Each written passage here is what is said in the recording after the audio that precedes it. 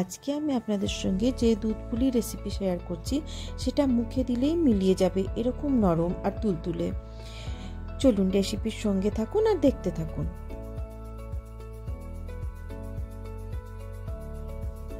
নমস্কার, aroma of রান্নাঘরে আপনাদের সকলকে স্বাগত। চলুন আপনাদের সবাইকে সঙ্গে নিয়ে শুরু করি আজকের রেসিপি। দেখুন, এখানে আমি দুধ গরম করতে দিয়েছি, মানে বয়েল করব এটাকে। এটাতে 1/2 লিটার দুধ আছে, প্যাকেটের দুধ এখানে ইউজ করছি। এটা বেশ গাঢ় হতে হবে একটুখানি, এবং দুধ পুলি যেহেতু বুঝতেই পারছেন, তাহলে তো দুধটা লাগবেই। এটা ফুটুক, তারপরে ততক্ষণ আমি বাকি প্রিপারেশনটা করি। এটাকে আমি ওই বার্নারটাতে চাপিয়ে দিচ্ছি। দেখুন, এখানে আমি নারকেল কোড়া নিয়ে নিয়েছি। খুব বেশি পিঠে বানাচ্ছি না, সেই জন্য আমি আমার আন্দাজে নিয়েছি। আপনারা যদি বেশি করেন তাহলে একটু পরিমাণটা বাড়িয়ে নেবেন। এর সঙ্গে মেলাচ্ছি খেজুরের গুড়। খেজুর গুড় না পাওয়া গেলে সেক্ষেত্রে অন্য যে কোনো গুড় মেশাতে পারেন। দিয়ে এবার এটাকে প্রথমে আগে ভালো করে মাখিয়ে নিচ্ছি, তারপরে গ্যাসটা জ্বালাবো। যেরকম নারকেলের মিষ্টি করে ঠিক সেই রকম ভাবে এটাকে বানিয়ে নেব। এটা ভেতরে স্টাফিং হবে। এরকম অবস্থাতেই আঁচটা কমিয়ে দিচ্ছি, আর একটুখানি কাজু, এই যে কাজুকে গুঁড়ো করে নিয়েছি, 2-4টে কাজু এর মধ্যে দিয়ে দিচ্ছি, আর একটুখানি কিশমিশ। এটা কিন্তু পুরোপুরি অপশনাল, না দিলেও পারবেন, কিন্তু এটা দিলে কি হবে, টেস্টটা অনেক বেশি বেড়ে যাবে। যখন এই আধ ভাঙা কাজুগুলো একটু মুখে পড়বে পুলিটা খাওয়ার সময়, তখন খুব ভালো লাগবে।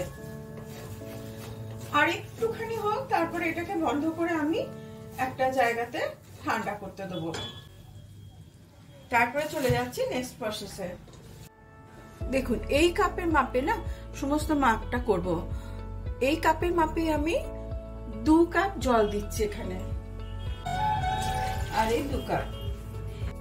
দেখুন, জলটা এখানে বেশ একটু গরম হয়ে গেছে। এবার এতে অল্প 1/2 চামচ মতন একটুখানি ঘি দিয়ে দিচ্ছি। ঘিটা জলের মধ্যে ভালোভাবে মেল্ট হয়ে গেছে, দেখুন এই যে। এবারে এতে চালের গুঁড়িটা মিশিয়ে দিচ্ছি। আমি 2 কাপ জলে 2 কাপ আর একটুখানি চালের গুঁড়ি দিলাম। আর চালের গুঁড়িটা বেশ ভালোভাবে হাতায় করে এরকম একটা মিশিয়ে নেবেন। মিশিয়ে নেওয়ার পরে কিন্তু অবশ্যই ঢাকা দিয়ে রাখবেন। এই যে ঢাকা দিয়ে দিলাম, এবার ঢাকা থাক। আমি হাতে সহ্য করতে পারবো, এরকম পজিশনে আসলে এটাকে মেখে নেব। আমি এই যে এটা বানিয়েছি মন্ডটা, এটা একটু থালাতে নিয়ে নিচ্ছি। এটাকে পিঠের আকারে করব। একটু ভালোভাবে মেখে নিতে হবে। এখানে এত ঠান্ডা না, এটা থেকে ধোয়া উঠলেও আমার কিন্তু হাতে লাগছে না, আরাম লাগছে বরং। এইবার এর থেকে আমি পিঠে বানাবো। খুব বেশি বড় বড় করব না, একটু মিডিয়াম সাইজের করছি।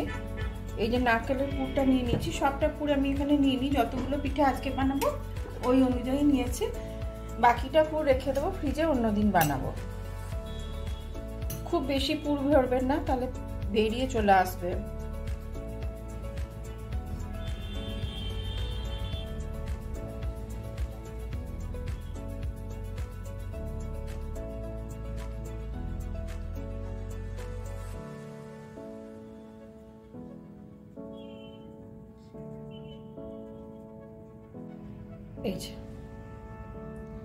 এই সাইজে রাখবো, এর বেশি বড় করব না। এইটাই দুধে দিলে পরে একটু বড়ই হয়ে যাবে, আরো ফুলে যাবে খানিকটা। যখন দুধে দিয়ে ফুটবে তখন একটু ফুলেই যাবে এটা।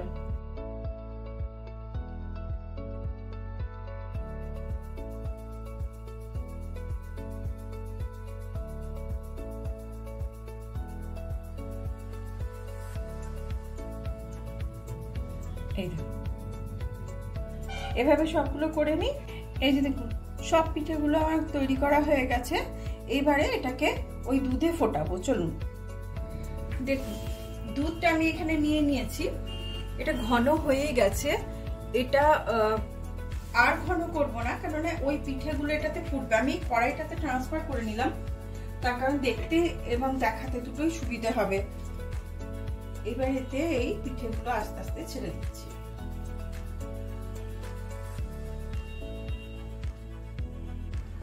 একবার জাস্ট একটুখানি নেড়ে দিচ্ছি যাতে ডুবে যায়।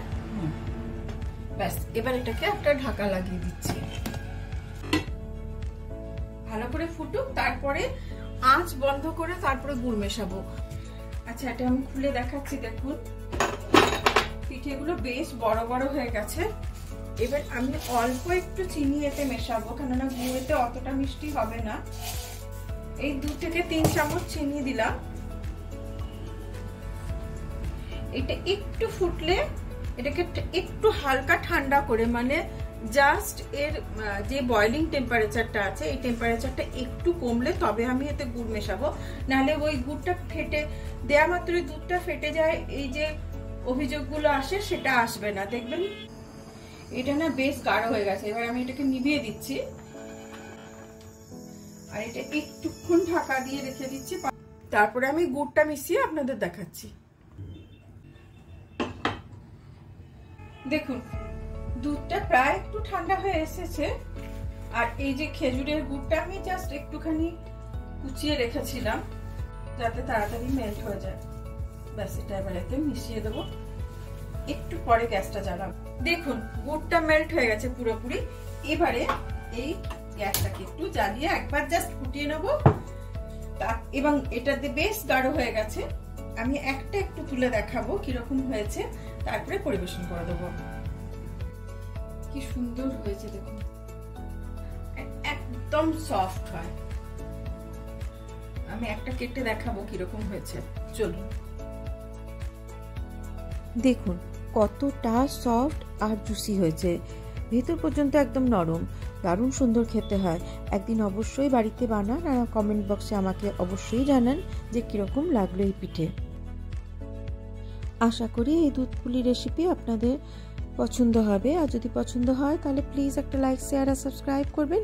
আর যে সমস্ত দর্শক বন্ধু এই রেসিপি ফেসবুক পেজ থেকে দেখছেন তাদের কাছেও অনুরোধ রইল, প্লিজ চ্যানেলটাকে ফলো করবেন আর সাপোর্ট করবেন। অনেক অনেক ধন্যবাদ সঙ্গে থাকার জন্য। সুস্থ থাকবেন, ভালো থাকবেন।